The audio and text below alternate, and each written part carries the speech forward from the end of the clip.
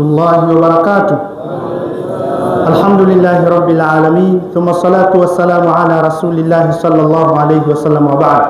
Ndugu zangu, baada ya kumshukuru Mwenyezi Mungu lakini pia kumtakia rehema na amani kiongozi wa umma bwana Mtume Muhammad sallallahu alaihi wasallam, mimi bila ya kupoteza muda moja kwa moja niingie katika muendelezo wa safari hii ambayo zilikuwa ni safari mbili kwa moja. Ndugu yangu ametoka kuelezea safari ile moja ambayo ni safari ya ardhini, na mimi naiendea safari ambayo ni safari ya Mtume Muhammad sallallahu alaihi wasallam kutokea Baitul Muqaddas au Baitul Maqdis kuelekea katika mbingu ya kwanza, hatimaye kuzimaliza mbingu zote saba. Hapa katika Baitul Muqaddas ndio mahala ambapo ililetwa al-Mi'raj. Mi'raj ambayo tunasikia siku zote al-Isra wal Mi'raj. Mi'raji, ndugu zangu Waislamu, ni ngazi, lakini ngazi ambayo si kama ngazi tulizozizoea. Ni ngazi ambayo ilikuwa ya kimaajabu, ni ngazi ambayo ilikuwa imesheheni mapambo makubwa. Ngazi hii inasemekana ndio ngazi ambayo ta'aruju alaihi arwahu bani adam, roho za wanadamu zinapita ama zinapanda kupitia ngazi ile. Roho za waumini zinapotolewa katika viwiliwili, mahala zinapopita ni katika ile ngazi, kwa maana ni mahala ambapo kuna moja katika milango ya kuelekea mbinguni. Lam tara al-khalaiqu ahsana minhu, viumbe hawakuwahi kuona kitu kilichokuwa bora, kilichokuwa kizuri kuliko ile ngazi, kuanzia vidato vyake ambavyo ni vya dhahabu na fedha. Lakini ngazi yenyewe Mwenyezi Mungu Subhanahu wa Ta'ala ameileta kutoka pepo ya Firdaus. Firdausi ni pepo ambayo ni ya daraja la kwanza kabisa katika pepo za Mwenyezi Mungu Subhanahu wa Ta'ala. Ngazi hii ilikuwa ni mubaddun bil-lu'lu', ilikuwa imepambwa kwa rulu. Kuliani kwake kuna malaika, kushotoni kwake kuna malaika. Safari ikaanza hapo ya kupanda kuelekea katika mbingu ya kwanza. Jibril pamoja na Mtume Muhammadin sallallahu alaihi wasallam wakaanza kupanda katika vidato. Baina ya kidato na kidato inasemekana ni mwendo wa miaka takriban 500. Mara wakaifikia mbingu ya kwanza, mbingu ambayo hii inaitwa Babul Hafadha, na pale kuna malaika anaitwa Ismail, ndiyo mwenye mbingu ile. Malaika huyu katika maajabu yake Mwenyezi Mungu Subhanahu wa Ta'ala alimuumba nayo, yaskunul hawa lam yas'ad ila as-samaa qattun wa lam yahbit ila al-ardi qattun illa yawma mata an-nabiy sallallahu alayhi wasallam, kwamba anaishi katika hewa, hakuwahi kwenda juu wala kushuka chini isipokuwa siku aliyokufa mtume wetu Muhammadin sallallahu alayhi wasallam alifanikiwa kuhudhuria mazishi yake. Malaika huyu mbele yake kulikuwa na kundi la malaika wengi. Jibril alipofika katika mbingu hii akapisha hodi. Alipopisha hodi akaulizwa, akaambiwa man hadha, nani? Akasema Jibril. Qila wa man maka, akaambiwa upo na nani? Qala Muhammadun, akasema nipo na Muhammad. Jibril akaulizwa, aw qad ursila ilayhi, amepelekewa ujumbe aje huku, amepewa utume? Jibril akasema ndio, amepelekewa ujumbe. Basi wakakaribishwa katika mbingu ya kwanza. Walipoingia ndani wanamuona Nabii Adam alayhi salam. Mtume Muhammad sallallahu alayhi wasallam hakumfahamu Nabii Adam akiwa katika umbile lake lile la asili alilomuumba nalo Mwenyezi Mungu Subhanahu wa Ta'ala, ila bwana mtume kabla hata kutoa salamu alishuhudia maajabu kadhaa pale. Katika maajabu hayo Nabii Adam alikuwa anaonyeshwa roho za manabii na watoto wake waliokuwa waumini. Anapoziona anasema ruhun tayyiba wa nafsun tayyiba ij'aluha fi 'illiyin, anasema hizi ni roho nzuri na ni nafsi nzuri, zijalieni katika daraja ya juu. Hapo hapo anaonyeshwa roho za watoto wake waliokuwa makafiri. Maneno anayosema, anasema ruhun khabitha wa nafsun khabitha ij'aluha fi sijjin, hizi ni roho mbaya na nafsi mbaya, zijalieni katika sijini, ambao ni miongoni mwa sehemu za moto mkali wa Mwenyezi Mungu Subhanahu wa Ta'ala. Bwana Mtume sallallahu alaihi wasallam akaona maajabu upande wa kulia wa Nabii Adam. Kuna kundi la watu na kuna mlango. Katika mlango ule inatoka harufu nzuri, na kushoto kuna kundi la watu na kuna mlango. Katika mlango huo inatoka harufu iliyokuwa mbaya. Sasa Nabii Adam alikuwa anapotizama katika upande wa kulia ambapo inatoka harufu nzuri, dhahika wastabshar, anacheka na anafurahi, na anapotizama upande wa kushoto ambao ndio inatoka harufu ile iliyokuwa mbaya, hazina wa baka, anaanza kuhuzunika na analia. Bwana Mtume baada ya kuona maajabu haya akapeleka salamu, ule Adam, Mtume sallallahu akamsalimia Nabii Adam akamrudishia Mtume salamu, akamwambia marhaban bilibni salih, karibu mtoto mwema. Mtume sallallahu alayhi wasallam alipopita akamuuliza Jibril, huyu ni nani? Jibril akamjibu Mtume akamwambia, hadha abuka Adam, huyu ni baba yako Adam, na hili kundi la watu uliloliona ni roho za watoto wake. Upande wa kulia ni watu wa peponi, anapowatizama anafurahi, na upande wa kushoto ni watu wa motoni. Nabii Adam anapowatizama anahuzunika. Safari ikaendelea mpaka katika mbingu ya pili. Jibril alipofika akapisha hodi, maswali yaliyoulizwa ndio yale yale yaliyoulizwa katika mbingu ya kwanza. Man hadha? Qala Jibril. Wa man ma'aka? Qala Muhammad. Qila aw qad ursila ilayhi? Qala na'am. Akasema ndio ameshapewa utume. Walipoingia, idh huwa bibnai khala Isa ibn Maryam wa Yahya ibn Zakaria. Walipoingia pale, Mtume akawakuta mitume wawili wa Mwenyezi Mungu Subhanahu wa Ta'ala, Nabii Isa na Yahya. Hawa walikuwa ni mtoto wa mama mkubwa na mdogo. Alipofika pale, Mtume anawakuta mbele yao kuna kundi la watu. Anamkuta Isa, kimo chake na umbo lake ni la kati na kati, rangi yake ni nyekundu na nyeupe. Mtume sallallahu alaihi wasallam akamfananiza na mmoja katika sahaba zake anaitwa Urwata ibn Mas'ud al-Thaqafi. Bwana Mtume akawasalimia.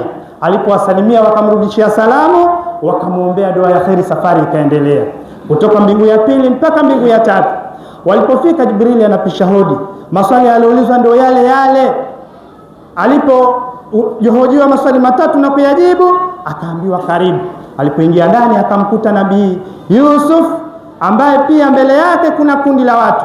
Akamsalimia Yusuf, akamkaribisha, marhaban bil akhi salih wan nabii salih wa da'a lahu bi khairi. Akamwambia karibu ndugu yangu mwema, karibu. Akamwombea na dua ya khairi. Mtume sallallahu alaihi wasallam anamshuhudia Nabii Yusuf, anasema u'tiya shaqra al-husni, amepewa nusu ya uzuri. Na hapa tunaposema nusu ya uzuri, Bwana Mtume Muhammad sallallahu alaihi wasallam yeye kapewa uzuri uliokuwa kamili. Al-Imam Busiri katika maneno yake anasema, fa huwa alladhi tamma ma'nahu wa suratuhu thumma istafahu habiban bari'un nasam. Huyu mtume ambaye yeye maana yake na sura yake imetimia. Kama Yusuf kapewa nusu, yeye kapewa uzuri ambao uliokamilika. Walipopita pale wakafika mpaka katika mbingu ya 4. Jibril alipopisha hodi na akakaribishwa, alipoingia anamkuta Nabii Idris, qad rafa'ahu Allahu makanan aliyya. Nabii Idris ni miongoni mwa mitume wa Mwenyezi Mungu wenye miujiza mikubwa, lakini pia wenye historia kubwa katika uso wa dunia. Miongoni mwa historia zake, kaburi lake katika uso wa dunia halipo. Mwenyezi Mungu alimnyanyua, na hapa Mtume sallallahu alaihi wasallam anamkuta katika mbingu ya 5. Alipofika Mtume akasalimia, Nabii Idris akarudisha salamu, akamkaribisha, akamwombea kheri. Safari ikaendelea kutoka mbingu ya 4 mpaka mbingu ya 5. Jibrili akapisha hodi, akakaribishwa. Alipoingia ndani, mara baada ya takrima ya kukaribishwa kukubwa, faidha huwa biharun, akamuona nabii wa Mwenyezi Mungu Harun, nisfu lihatihi bayda wa nisfuha sauda, nusu ya ndevu zake ni nyeupe na nusu nyingine ni nyeusi. Ndevu zilikuwa kubwa, inasemekana mpaka zinafikia sehemu ya kitovu, lakini pembezoni mwake kuna watu katika Bani Israili wanawasimulia kisa. Bwana Mtume akamsalimia. Alipomsalimia Nabii Harun akarudisha salamu. Aliporudisha salamu akamwambia marhaban bil akhi salih wan nabii salih, karibu ndugu mwema na mtume aliyekuwa mwema. Akamwombea kheri. Mtume anamuuliza man hadha ya Jibril, huyu ni nani? Jibril akasema hadha ar-rajulu al-muhabbabu fi qaumihi, huyu ni mtu anayependwa sana na watu wake. Hakuna raha kama kupendwa na jamii, hakuna raha kama kupendwa na watu. Ni nani? Harun ibn Imran. Safari ikaendelea mpaka mbingu ya 6. Jibril alipofika pale akapisha hodi. Walipoingia wanamkuta Nabii Musa wa qaumuhu akiwa pamoja na watu wake. Mtume anashangaa. Jibril akamwambia hebu nyanyua kichwa chako. Aliponyanyua kichwa juu akaona weusi mkubwa ambao umeyaziba mawingu katika upande fulani na upande mwingine, yani upande huu umeziba mawingu na upande mwingine weusi ukawa umeziba mawingu. Sasa walipoingia pale kwa Nabii Musa alayhi salam, ambaye alikuwa ni mtu ambaye ni tuwalu, ni mrefu, Mtume akamfananisha akasema kanahu min rijali Shanua. Mpokezi anasema kana kwamba ni katika watu wa Shanua kabila fulani. Sasa Nabii Musa alipokutwa pale, Mtume akamsalimia. Alipomsalimia akamkaribisha, marhaban bil akhi salih wa nabii salih, kisha akamwombea khairi. Nabii Musa baada ya kumwombea Mtume sallallahu alaihi wasallam khairi, akasema maneno, akasema yazumu nnasu anni akramu bani adam ala Allah min hadha, watu wanadai kwamba eti mimi ni mtukufu wa wanadamu kuliko huyu Muhammad. Wallahi bal huwa akramu ala Allah minni, asema mimi ndamwapia Mwenyezi Mungu huyu Muhammad ni mtukufu zaidi kuliko mimi. Bwana Mtume wakati anamvuka Nabii Musa akaangua kilio, akawa anaanza kulia. Faqila lahu ma yubkik, Nabii Musa akaulizwa nini kinakuliza? Akasema abki li anna ghulaman bu'itha min ba'di yadkhulu aljannata min ummatihi akthar mimman yadkhulu min ummati yaz'umu bani israila anni akramu bani adam ala Allah. Akasema kinachoniliza mimi si wivu, na huu haukuwa wivu wa husda. Mitume ametakashwa na husda, ni jambo baya. Kilichomliza akasema kiumbe huyu ataingia peponi na kundi la watu wake wakiwa wengi kuliko vile ambavyo mimi nitaingia peponi na watu wangu. Kinachoniliza ni watu wangu kutonikubali na wao kuwa wachache katika watakaoingia motoni. Bwana Mtume alipotoka pale pamoja na Jibril, wakafika mpaka katika mbingu ya 7, wakapisha hodi. Walipoingia wakamkuta Nabii wa Mwenyezi Mungu Ibrahim, ambaye alikuwa ni mwenye kukaa katika mlango wa pepo. Ndugu zangu Waislamu, alikuwa amekaa katika mlango wa pepo, ala kursiyin min dhahabin musnidun dhaharahu ala Baitul Ma'mur. Alikuwa ameutegeleza mlango wake katika Baitul Ma'mur. Baitul Ma'mur ni moja katika nyumba tukufu katika mbingu. Nyumba hii Bwana Mtume Muhammadin sallallahu alaihi wasallam ameielezea namna gani ilivyokuwa na maajabu yake. Lakini Nabii Ibrahim alichomwambia Mtume sallallahu alaihi wasallam, akamwambia famur ummataka faltukthir min ghirasil janna, kwamba uamrishe umati wako wakithirishe sana kupanda miti peponi. Mtume akastaajabu, ni miti gani wapande? Akamwambia waambie waseme sana maneno ya kusema la haula wala quwwata illa billahi al-aliyyil azim. Kwa kuyasema maneno haya itakuwa wameupanda mti katika pepo ya Mwenyezi Mungu Subhanahu wa Ta'ala. Mbele ya Nabii Ibrahim kulikuwa na watu ambao ni bidhul ujuh, nyuso zao ni nyeupe, amthalul qaratis, ni mfano wa karatasi. Lakini pia kuna watu wengine ambao katika sura zao kuna doa, ni nyeupe lakini kuna doa. Sasa wakawa wale ambao katika nyuso zao kuna doa, wanaamrishwa kwenda mahala wanakoga, wakaoga katika mto wa kwanza, wakaenda wakaoga katika mto wa pili, wakaenda wakaoga tena katika mto wa tatu. Kila anavoga katika mto mmoja, ile alama ya doa ikawa inasafika kidogo kidogo, mpaka baadaye wakaoga katika mto, ile alama ikafutika yote, wakakusanyika pamoja na wenzao. Mtume sallallahu alaihi wasallam akamuuliza mwalimu wake Jibril, hawa jamaa wenye nyuso nyeupe ni watu wa namna gani? Akasema haulai alladhina lam yulbisu imanahum bidhulmin, hawa ni watu ambao hawakuzichanganya imani zao na dhulma. Walidili katika imani ya kumwamini Mwenyezi Mungu Subhanahu wa Ta'ala basi na kuchanganya dhulma ndani yake. Na hao uliona ambao wana vidoa katika rangi zao ni watu ambao walichanganya matendo yao mazuri na matendo mabaya. Lakini baada ya hapo hawakuishi hapo, wakaleta toba kwa Mwenyezi Mungu. Walipoleta toba wakatwaharishwa, wakawa wako safi. Sasa Mtume sallallahu alayhi wasallam akauliza, hii mito vipi? Akaambiwa hii mito, wa kwanza unaitwa rahmatullah, wa pili unaitwa ni'matullah, na watatu asema saqahum rabbuhum sharaban tahura, Mwenyezi Mungu amewanywesha, Mola wao amewanywesha kinywaji kilichokuwa tahara. Bwana Mtume akaambiwa sasa hii ndiyo sehemu yako wewe na sehemu ya umati wako. Mtume akaonyeshwa sura na taswira ya umati wake pale. Wapo makundi mawili, kuna kundi moja walikuwa na nguo nyeupe mfano wa karatasi, lakini kuna kundi lingine nguo zao ni rumudun, ni rangi ya kijivu. Mtume akaingia katika ile Baitul Ma'mur. Alipoingia katika Baitul Ma'mur, aliingia na wale ambao nguo zao ni nyeupe mfano wa karatasi.